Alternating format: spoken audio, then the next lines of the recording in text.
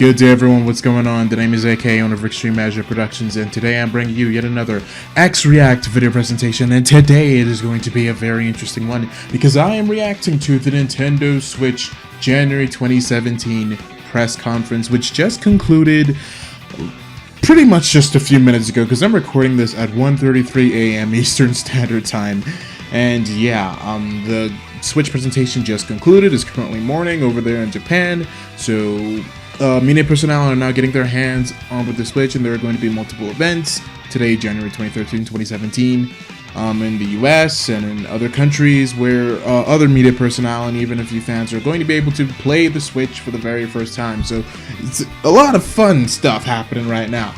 And of course, focusing on the press conference itself, it was interesting. It was interesting. I did a video a few days ago talking about how this press conference basically needs to be perfect because Nintendo is not in a very good position. We know that, okay? Their reputation is on the wall, alright? And the Switch is going to be the do-all or end-all move for Nintendo. And this press conference embodied exactly what we should expect from this system. And we got basically most of the information that we wanted. We now know its price, we now know its launch date, we now know the games that are going to be coming out for it, the projects that Nintendo and other studios have been working on for so long and keeping so silent about. We know most of the information. And my reaction to all of this, at least here right now, initially only just a few minutes after the presentation has concluded, is that it is interesting. I'm sold on the system. I want the system, but I'm not as incredibly hyped about it as I thought I would be. I'm still worried, okay? I'm still very worried, and this presentation did not fully convince me that this is going to be a slam, bam, awesome, amazing system. I'm still kind of on the fence as to how it is going to turn out, but I will be buying it regardless. I'm going to pick it up next summer. Oh, sorry, not next summer, this summer. So once again, just like how I got my Wii U a month after release, I'm going to be getting the Switch, hopefully, if it's not sold out, hopefully a few months after its release. So I'm putting it around August is when I'm going to be able to pick the system up. And I really do want it. And a lot of the games that I've been shown off so far for it, I do want. The new Mario looks great. It looks absolutely phenomenal. Splatoon, I absolutely loved the original Splatoon, so I will be picking up Splatoon 2. Sonic Mania is coming out for the system. Steep, I have it on PC, you're watching footage right now. I may pick it up, I don't know yet. But those are just a few games that I'm really interested for the Switch, and this is just our initial batch. We still have E3 to look forward to, and I'm pretty sure there are going to be way more Switch projects announced at that event. And Nintendo themselves confirmed that they have over 80 plus third-party games currently in development for the Switch, and that is referring to third-party studios like EA, Activision, Ubisoft, Bandai Namco, Temco, Koei, probably I'm saying that name wrong. You get what I mean. Big third-party studios. We got confirmation that Bethesda is making Skyrim, indeed bringing Skyrim to the Nintendo Switch, for instance, and EA is bringing FIFA. Really, EA? That's all you could have brought? Like, as much franchises as you own, and you decided that the only thing you're gonna do to rekindle your relationship with Nintendo is bring FIFA? That's it? Okay, well, whatever. So, the press conference itself, I want to focus on that. The initial Switch trailer, the very first one that we got, looked really interesting, not just because it was giving us our first look at the world's first hybrid console, but also because it was a far cry different from what we usually get in a Nintendo advertisement. It was fine, you know, it was fine in terms of modesty, in terms of cleanliness, exactly what you would expect from Nintendo, but it was the fact that everyone in that trailer that was shown were young adults with lives, and that gave the message that Nintendo would probably be shifting its advertising trends this time around with the Switch. Instead of focusing on the Disney families and the happy children, they would be focusing on what their real demographic is, and that is adults. That's really who Nintendo appeals to the most, even though you'd think it would be the same kids who are into Pixar and Disney and stuff like that. No, it's adults who primarily play Nintendo. And that Switch trailer really showed that Nintendo looked like it was pandering to that demographic. But now with the Switch press conference, it looks like they are still trying to target the family-friendly demographic. They are still targeting them because they are bringing out games like ARMS and 1-2 Switch, which were shown off in the very beginning of the press conference, and these are obviously family-friendly games, and they mostly serve as tech demos. They're pretty much going to be the Wii Sports of the Nintendo Switch, and like how Nintendo Land was for the Wii U as well. It's going to show off the technology in the Joy-Cons, and I'm going to get to that in a little bit, but it really looks like Nintendo is still trying to pander to that family-friendly market, and I guess at the end of the day, it still kind of makes sense for them to do that. I just don't know how successful it's going to end up being. It makes sense for them to do that because Microsoft and Sony are already obviously targeting the young adults and the mature adults with all their M-rated games. But, you know, when you look at those advertisements, those commercials, you know, those are obviously targeted towards adults. They're not targeted towards children and families. Whereas Nintendo, they take up that market. That has been their market basically since the very beginning. You know, this family-friendly style is not something that has just come about in the days of the Wii and DS. No, Nintendo has always been about this. They've just gotten more aggressive with it in recent years, primarily starting with the Wii and DS era. Now, Nintendo did say it was trying to move itself away from that branding, primarily with the Wii and the Wii U, but it looks like some similarities are still here. Now, getting into those similarities, the Joy-Con, Nintendo surprised me, basically, because Joy-Con has a lot more going on than what we originally thought. It does actually feature motion controls. This is something that has been hinted towards for a while now, but now it is actually confirmed that yes, it does have motion controls, and it even has some brand new IR technology. It has a motion sensor. It can track distance. It can pick up specific shapes, like if you make a gesture with your hand. So similar to Kinect in a way, I guess. And then it features what is being called HD Rumble, where you're going to be able to the speaker gave the example of how you'll be able to feel the Joy-Con. Something so subtle like how many ice cubes are you holding in a cup, thanks to this brand new technology. So it was really weird. But yeah, a lot of technology is being packed into these tiny little things, and these are basically upgraded Wii remotes. That's what the Joy-Cons basically function as. And they already looked like Wii remotes from the initial trailer for the Switch, but now we know for sure, yes, these are Wii remotes 2.0. But unlike the Wii remotes, they do feature a very traditional layout. So it shows that Nintendo is still trying its best to make sure that it's keeping its uniqueness, but at the same time, it's keeping its familiarity with everything else. So that is a very good sign. It shows that it's not going to alienate developers, because even though the Joy-Cons can be used just like Wii remotes can, they don't have to be. And they can be slid off the Switch console, they can be put onto the grip, basically replicating a traditional controller, or you could omit them entirely and just go for the Pro Controller.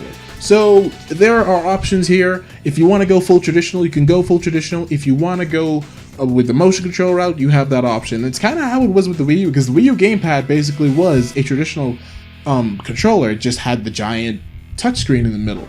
But once you take that out, which is basically the Pro Controller, it's a traditional controller, you know, there's nothing weird about it. So that's exactly what we're seeing here, except it's being put in a more traditional form factor. And now instead of having a touchpad and touchscreen controller, we now have a full touchscreen system. You know, the Switch has been confirmed to also have a touchscreen, 6.2-inch touchscreen, 720p. And I wanted to make a note about that. Okay, I know a lot of people are probably freaking out that it's 720p. Like, what? 720p? How could you do this? Xbox 360, PS3, they were 720p. We are now in 2016. How could you still have 720p in 2016? What is this? Well, you have to remember the fact that the Switch is a hybrid. You have to remember the fact that you can take this thing on the go. You have to remember the fact that the higher the resolution, that means the more it's going to eat into the battery life, which means that more the system is going to have to perform. So if the screen is only 720p, that's good, because it allows the performance to be efficient, and it also allows the battery to last longer. And considering the fact that it's such a small screen, 6.2 inches, seriously, that's nothing. You're not going to notice it. Really, you're not going to notice it. Yes, I know smartphones have Quad HD screens these days, but they don't necessarily need it. So yeah, you're probably going to see a little bit of jaggies, a little bit of pixelation on it, but it's a 720p screen in a very small form factor. Trust me, it's not going to hurt. And remember, once you put this thing in the dock, it turns into a fully fledged home console. Remember, the Switch is not a portable. The Switch is a console that can be taken on the go. Nintendo itself keeps emphasizing this is a home gaming system. This is not a portable. This is not the next 3DS. Okay, this isn't even the next Wii U. It really is its own thing. But at the end of the day, it more or less is the spiritual successor to the Wii U. It is Nintendo's next home gaming system. It just so happens to be in a portable form factor. It's pretty much just like a laptop. A laptop is a desktop experience shrunken down into a nice compact form factor that you can take with you on the go. And that's exactly how the Switch is. It's the laptop except in a console form. That's basically how it is, and I think that's fine. So, what I want to really comment on is, of course, the price. I did mention in my last video how important price is going to be. Price is going to be, it would need to be attractive enough so that it could convince just about anyone to want a Switch in their entertainment setup. And the Switch is now officially $300. All the rumors have been pointing between like $250 has been the really common denominator out of all of them, but now we know that it is indeed $300. That's how much the Switch bundle is going to cost, and this does not come with the game, so you're only getting the hardware. So $300 puts it right in line with the Xbox One S and PS4 Slim. So yes, I would expect that the technology, from what we've seen, from the very few games that were shown off, it looks like the Switch is in the same league as those systems. I haven't seen a game yet that looks absolutely visually mind-blowing like Uncharted 4, but it looks good. The games that were shown off, they do look good. The Nintendo games that were shown off are obviously still keeping that incredibly colorful, cartoonized art style, but look at Zelda Breath of the Wild. Look how beautiful that game looks. It's amazing. And we saw a few clips of what we would hope to be the Switch version of Skyrim, because that's what they showed. Was they announced that this Skyrim is coming to the Switch, so I'm guessing that the short snippets of footage that they shown off were indeed coming from the Switch version. They do look pretty much close to what we see now on PS4 and Xbox One. So yes, the Switch looks to be at least in the same league, at least for now. I'm sure as time goes on, as the weeks go on, we're going to get some word, hopefully, from Nvidia, because Nintendo does not talk specs. So maybe it is going to be up to Nvidia to really come out and say, okay, this is what we did with the Switch, because they are the ones who built the technology that the system has in it. So maybe they might be the ones to come out and say it, unless Nintendo told them, no, don't say anything. We'll see. And even if they don't say anything, once the Switch comes out, you're going to have folks like Digital Foundry who are going to tear it down, reverse engineer it, do whatever they can to find out exactly what's happening inside the Switch, but we'll see. But yeah, that $300 price point, it's okay. It's okay. $250, I mean, it's only a $50 difference, but I mean, $50 is almost the full price of a modern day retail game. So yeah, to some people, maybe that $50 could have been a deal breaker, but $300 is not bad. And technically it is still cheaper than when the Wii U launched, because remember, the Wii U launched with two bundles at $350 and $300. The $350 bundle, which is one I got, 32 gigabytes, deluxe edition, black system, that came with Nintendo Land, and then for $300 you got the 8 gigabyte white basic system, which came with no game, it was just the hardware. Now with the Switch, it's once again just the hardware, except it comes with 32 gigabytes of internal storage, which can be expanded with micro SD cards. And yeah, for $300, I don't think that's too bad of a price, okay? It's still less than what the Wii U was offering at its highest, and it puts it in line, like I said, with PS4 Slim and Xbox One S. Now, are Sony and Microsoft going to officially reduce the prices of these systems? I don't know. They might. Both the Xbox One S and PS4 Slim came out last year, but I wouldn't be surprised if now that Nintendo is bringing out the Switch, they get even more aggressive, because over the holidays, all PS4 Slim and Xbox One S bundles are being dropped to like $250 or lower in some cases. So I wouldn't be surprised if Sony and Microsoft go ahead and officially drop the prices of those bundles down to $250 just to undercut the Switch. We will see. And if they do that, like I said, that could be a deal breaker. And you have to remember, these systems, even though they're redesigns that just came out last year, they're still in the family of systems that came out back in 2013 and that have hundreds of games in their library. So if someone wants to buy these systems, they're going to have access to hundreds of games, whereas if someone buys a Switch, they're only going to be getting access to a few dozen games that are still being developed for the most part. So yeah, we will see. But the real kicker here is, of course, Zelda Breath of the Wild. This is Nintendo's bread and butter. It's the biggest game that they've ever made, and it's only natural that they brought it to the Switch as a launch title. That's right, this is a launch title. It's coming out the same day as the Switch, which is March 3rd. I forgot to mention that earlier in the video, I'm sorry. Yeah, March 3rd is when the Switch comes out, and Zelda will be joining it. I'm surprised there wasn't a Zelda bundle, but whatever. People are gonna buy it just for Zelda. Really, it doesn't matter. If that was the only game coming to the Switch on launch day, people would be buying the Switch just to play Zelda.